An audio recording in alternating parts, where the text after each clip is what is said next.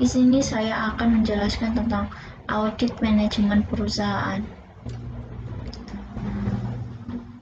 Audit manajemen perusahaan, pada konsep dasar audit ada sumber daya, informasi, teknologi, ada perencanaan, pengorganisasian, pengarahan, pengawasan dan pengendalian, dan ada juga aktivitas audit.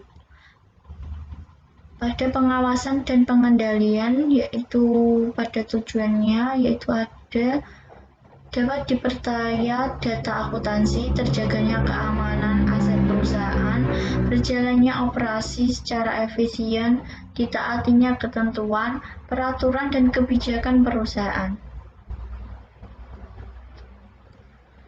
Pada hubungan dan fungsi yang ditimbulkan dalam audit. Pada pihak pertama ada pengesahan dan ada audit. Pada pihak kedua ada audit dan ada pertanggungjawaban. Pada pihak ketiga ada pengesahan dan pertanggungjawaban. Definisi dan jenis audit manajemen. Audit manajemen mengevaluasian terhadap efisien dan efektivitas operasional perusahaan. Jenis audit manajemen ada audit laporan keuangan, audit kepatuhan, audit internal, audit operasional. Tipe audit, pelaksanaan, tujuan, dan penerima laporannya. Tipe audit pada audit laporan keuangan. Pelaksanaan auditnya ada auditor eksternal.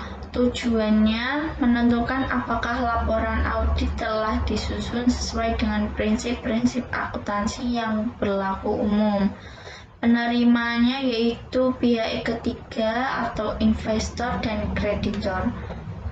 Pada tipe audit kepatuhan, pelaksanaan auditnya yaitu auditor internal atau auditor eksternal. Tujuannya menentukan tingkat kepatuhan suatu entitas terhadap hukum, kebijakan, manajemen, kebijakan, rencana, dan prosedur. Penerimanya yaitu manajemen entitas yang bersangkutan, pemerintah. Pada tipe audit internal, pelaksanaannya yaitu audit internal. Tujuannya yaitu menilai keandalan laporan keuangan, menentukan tingkat kepatuhan suatu entitas, menilai pengendalian internal organisasi, menilai efisien dan efektivitas pengguna sumber daya, program peninjauan terhadap konsisten hasil dengan tujuan organisasi. Penerimanya yaitu manajemen dari entitas yang bersangkutan. Pada tipe audit operasional, pelaksanaannya ada auditor eksternal atau internal. Tujuannya yaitu menilai efisien dan efektivitas pengguna sumber daya. Penerimanya yaitu manajemen dari entitas yang bersangkutan. Ruang lingkup, sasaran, dan tujuan dari audit sistem audit manajemen, yaitu ruang lingkupnya ada seluruh aspek kegiatan manajemen, baik seluruh atau sebagian dari program aktivitas yang berlaku. Pada ruang lingkup sasaran dan tujuan audit manajemen, ruang lingkupnya ada seluruh aspek kegiatan manajemen, baik seluruh atau sebagian dari program atau aktivitas yang dilakukan. Sasarannya yaitu kegiatan, aktivitas, program, dan bidang dalam perusahaan yang perlu perbaikan atau peningkatan baik segi ekonomisasi, efisien, atau efektivitas.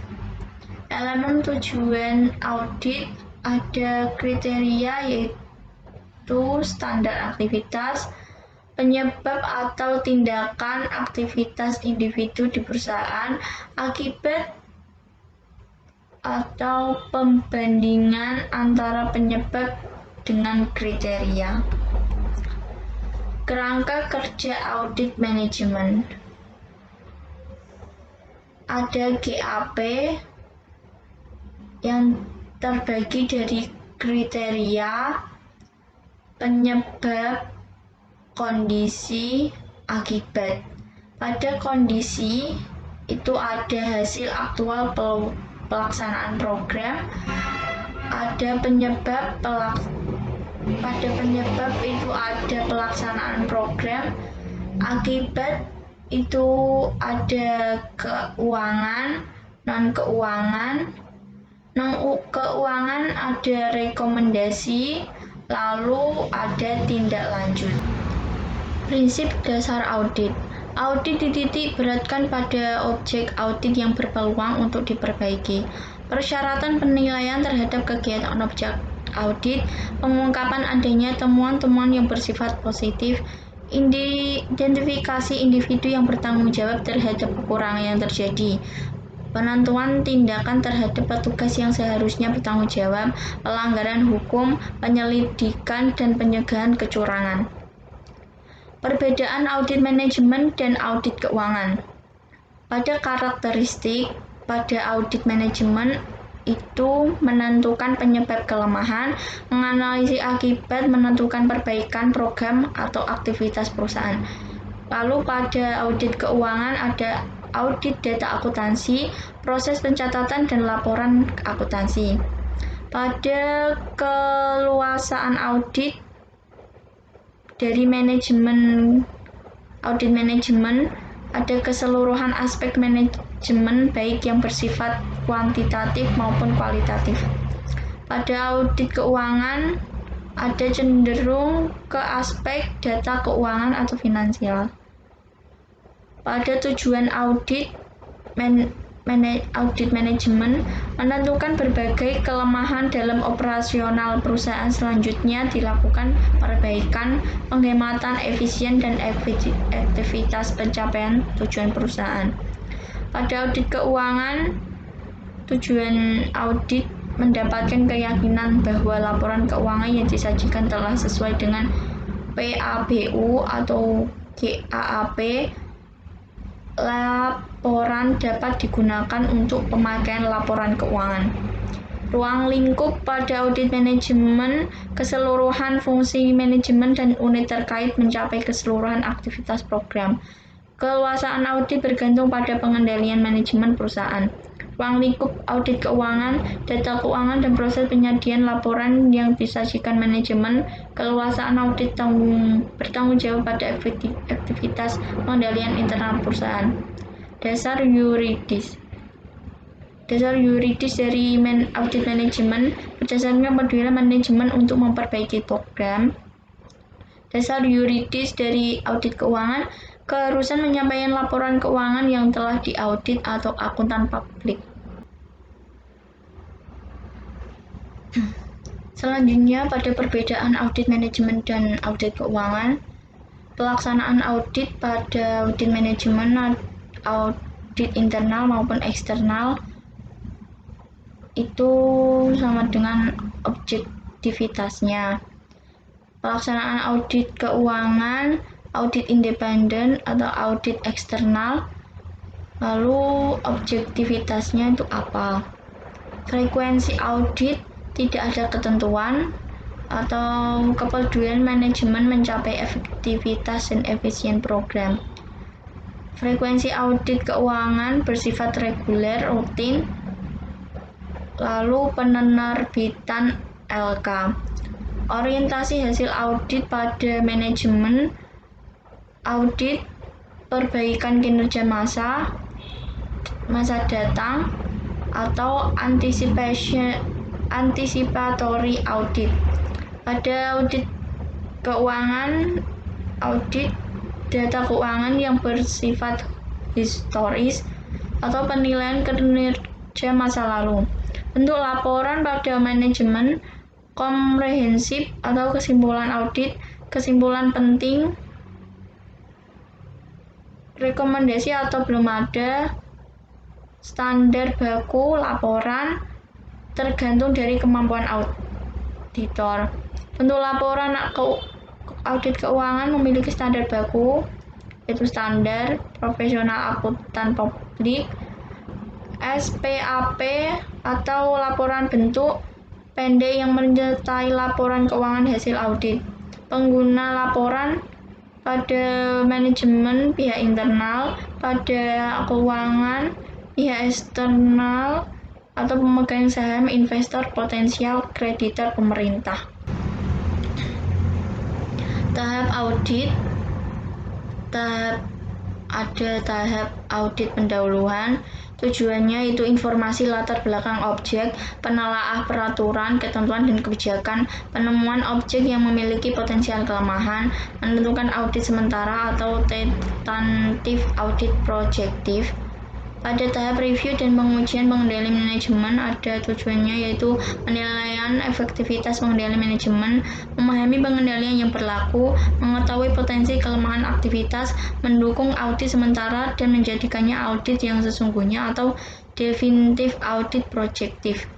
Pada tahap audit terinci, tujuannya itu mengumpulkan bukti yang cukup, relevan, dan kompeten, pengembangan temuan, keterkaitan temuan satu dengan temuan yang lain, lalu disajikan dalam kertas kerja audit atau KKA sebagai pendukung kesimpulan dan rekomendasi yang dibuat. Tahap laporan, tujuannya yaitu mengkomunikasikan hasil audit termasuk rekomendasi pihak yang berkepentingan. Lalu laporan komprehensif, ada menyajikan temuan penting hasil audit untuk mendukung kesimpulan audit dan rekomendasi. Tindak lanjut, mendorong pihak yang berwenang untuk melaksanakan tindak lanjut atau perbaikan sesuai dengan rekomendasi yang diberikan. Memahami permasalahan secara dini. Audit manajemen, permasalahannya ada penurunan laba, perputaran karyawan tingginya keluhan pelanggan, lalu kemampuan bersaingnya, kehematan atau ekonomisasi, daya guna atau efisien, hasil guna atau efektivitas. Hubungan ekonomisasi, efisien, dan efektivitas. Pada ekonomisasi inputannya itu ada pengorbanan yang direncanakan, itu rencana operasinya, lalu hasil aktualnya itu pengabdian yang terjadi, lalu pada outputan efektivitas, efisien itu prosesnya, lalu outputnya ada aktivitas, ada tujuan, dan hasil yang dicapai. Ruang lingkup audit. Ada audit SDM, ada audit produksi dan operasi, ada audit pajak, ada audit manajemen lingkungan, ada audit sistem kepastian kualitas, ada audit sistem informasi, ada audit pemasaran, ada audit manajemen lainnya. Langkah audit. Langkah audit ada prosesnya yaitu pelaporan, lalu ke bagian audit pendahuluan, lalu ke pengujian dan review SPM, pengujian review SPM, lalu ke audit lanjutan kembali lagi ke pelaporan. Pada pelaporan prosesnya ada ekonomisasi, efisiensi, dan efektivitas. Kertas kerja audit. Kertas kerja audit ada temuan kriteria, lalu berlanjut ke kesimpulan audit. Pada kesimpulan audit ada tiga unsur, yaitu pada kesimpulan audit ada temuan penyebab dan ada temuan akibat. Sekian penjelasan materi dari saya. Apabila ada salah kata, saya mohon maaf. Wassalamualaikum warahmatullahi wabarakatuh.